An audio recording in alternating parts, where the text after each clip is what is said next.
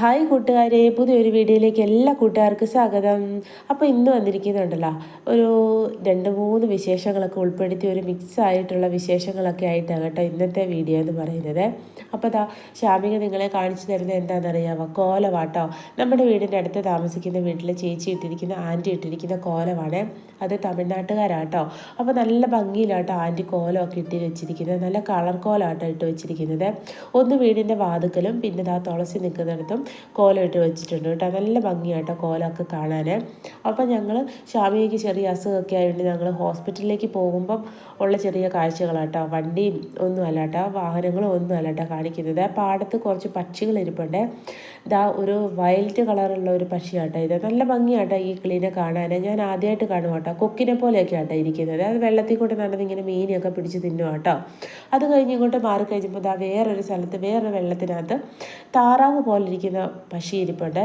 അതിനെ കണ്ടാൽ ശരിക്കും താറാവ് പോലെയാണെന്നേ തോന്നത്തുള്ളൂ കേട്ടോ. ഈ പക്ഷിയുടെ പേരെന്താണെന്നും ഇതിനെ കണ്ടിട്ടുള്ള കൂട്ടുകാരൊക്കെ ഒന്ന് കമൻറ്റ് ചെയ്യണേ, ഇതിൻ്റെ പേരൊക്കെ എന്താണ്. അപ്പോൾ നമ്മുടെ ഒരു കുഞ്ഞു വീഡിയോ ആണ്.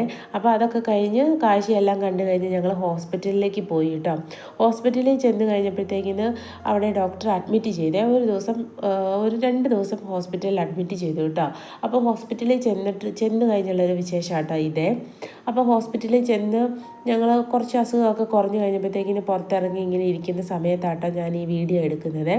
അപ്പോൾ വീഡിയോ ഒക്കെ എടുക്കുന്ന സമയത്ത് ശാമികയുടെ കൂടെ കളിക്കാൻ വേണ്ടി അവിടെ അഡ്മിറ്റായുള്ള വേറൊരു കൊച്ചും കൂടെ അവളുടെ കൂട്ടത്തിലിരുന്ന് ഇങ്ങനെ കളിക്കുന്ന കേട്ടോ.